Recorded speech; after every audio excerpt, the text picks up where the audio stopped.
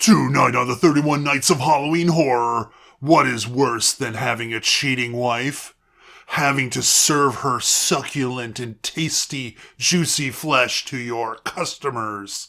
Tonight's movie, The Untold Story 2.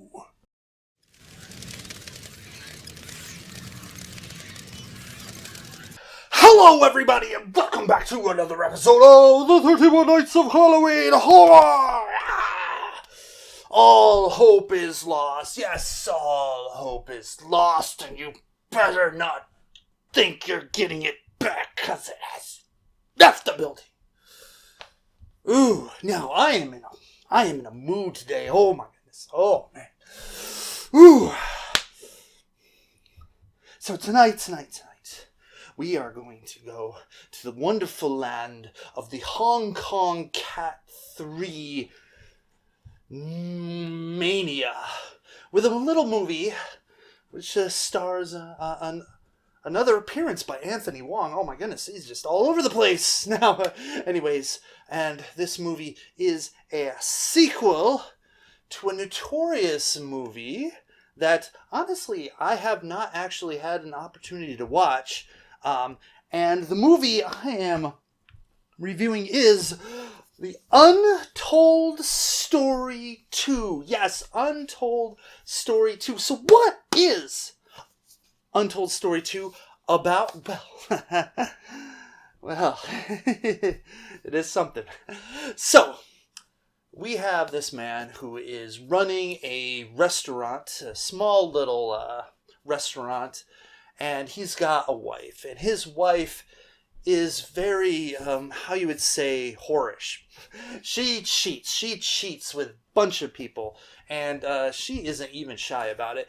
And, you know, to be somewhat fair to the wife, it is because that this guy has trouble performing certain duties, I would say. He may have a little problem with the elevation, if you might think, you know. He might just have trouble getting the flag up the flagpole, if you know. Okay, he can't get an erection, guys. Gee, do I have to, like, spell everything out to you people? Obviously. Anyways, her cousin is travels to Hong Kong to find a job. So she's from mainland China, and she is immediately smitten with this man. And you know, he kind of sees her a little bit too. Honestly, she's kind of very different than her cousin, who is very high maintenance, arrogant, mean, abusive in a way.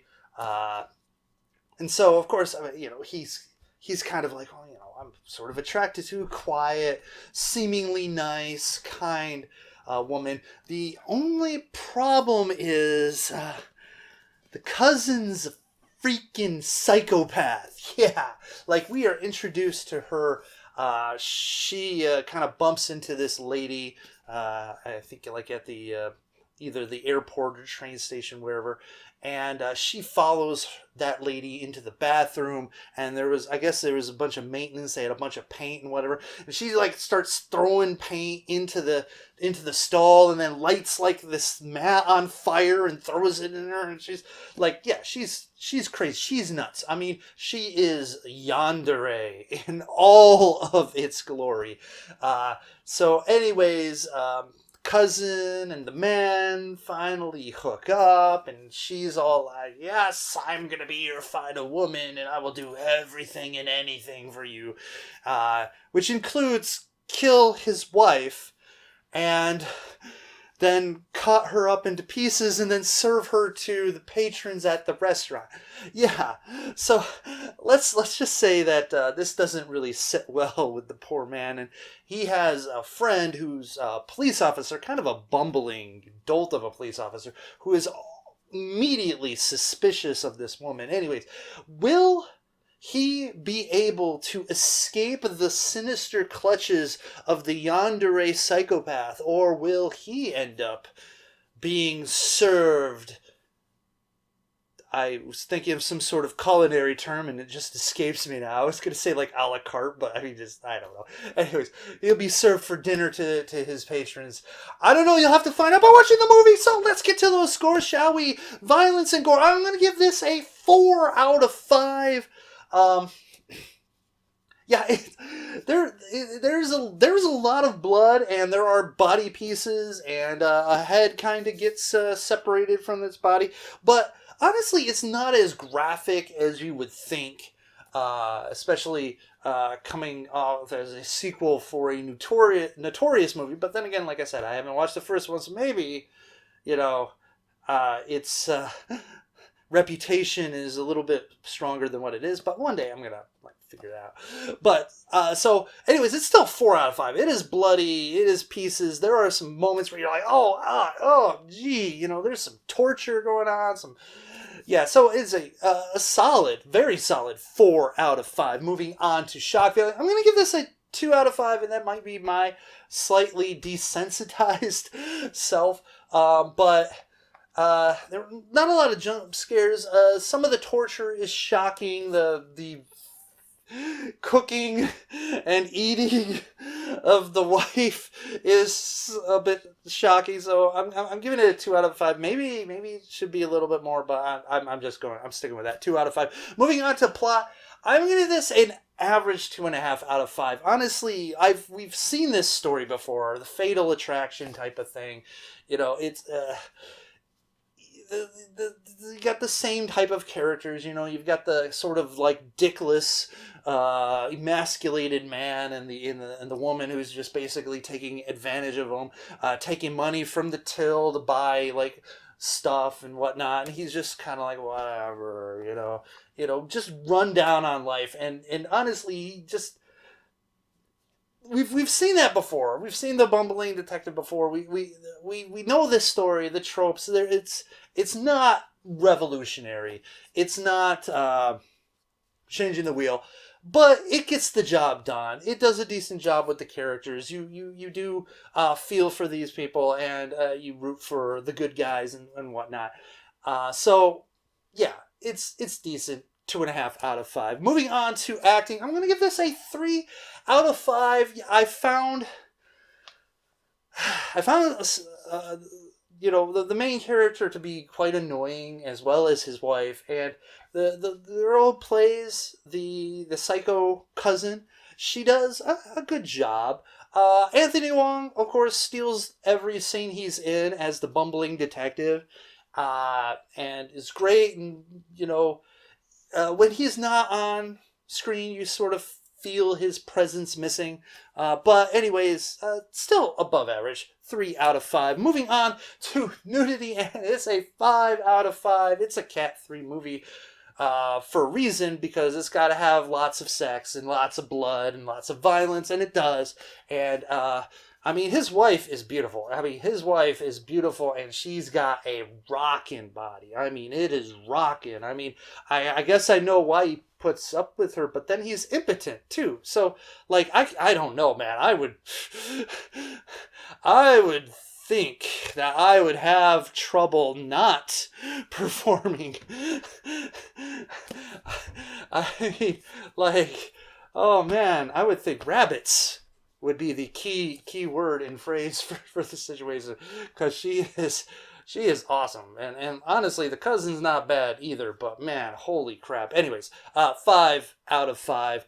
Moving on to enjoyment factor, of course it's going to be a 4 out of 5. I enjoy these type of movies. I enjoy these crazy, insane Hong Kong Cat 3 violence, gore, horror fest. It's not up to the level of, let's say, Ebola syndrome in its insanity and nastiness, but it's still a very, very, very enjoyable movie. And another movie with Anthony Wong in it, and people getting fed people getting fed human flesh meat at a restaurant. I mean, speaking of Ebola syndrome, anyways.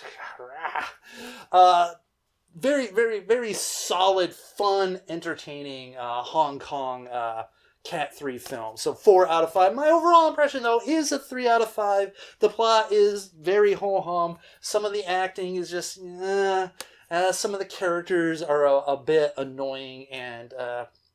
I would say cliche, but overall, very solid movie, a recommended watch. And when I finally get to watch Untold Story, definitely can compare and contrast. But anyways, still very solid. The bottom loading Blu-ray from my friends at the Vinegar Syndrome, individually numbered. This one is 2006-38 out of 5,000, so bottom half, whatever. It is what it is. But very cool, very nice. Head is in the fridge, because that's where you put your heads. When you're a serial killer, you put the head in the fridge for some reason. I don't know why. I guess it's the only place that's cool. Maybe the freezer. I don't know. Maybe. Figure out some other way. I know people like souvenirs, I guess. I don't know. Anyways, so that all averages out to a very good 3.4 out of 5. So there you have it. The Untold Story Part 2. Untold Story 2. Tell me what you think in the comment section below. Have you seen it? Have you seen the first one? Suggest me a link to a place where I can purchase a physical copy. I guess I haven't searched diligently enough for it, but I thought, what. Anyways, so there you go, man. We have been hitting the Asian cinema kind of hard this month, man. But hey, this stuff's great. I mean, you got Sadness, we got the Curse of the Dog God, Inferno, Maniac Driver. I mean, just to name a few. So maybe that was all of them. I don't know. I had to go through in my mind and whatever. But anyways, they've all been pretty good. I mean, some of them have been really violent and disgusting and full of sex and nudity, and some of them have been strange and weird, and some of them have been just this interesting characters and stuff. Anyways. I'm getting off. So I'm getting off on a tangent. I'm not getting off. God, it's been years. Anyways. Yes, that madness is crazy. I mean, honestly, wait. This is what.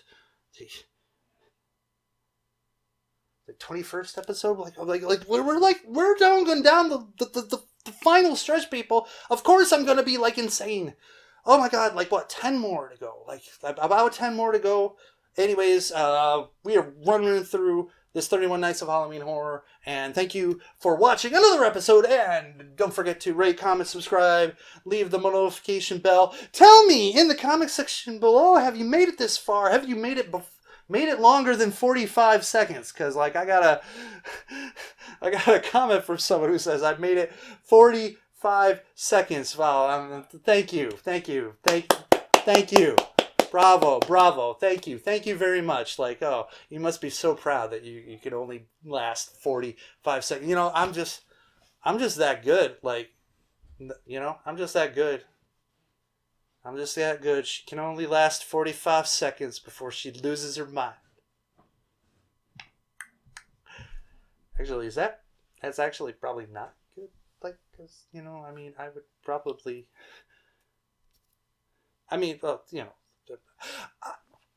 I don't know what I'm thinking. My mind is gone. Remember, people, my mind is already gone.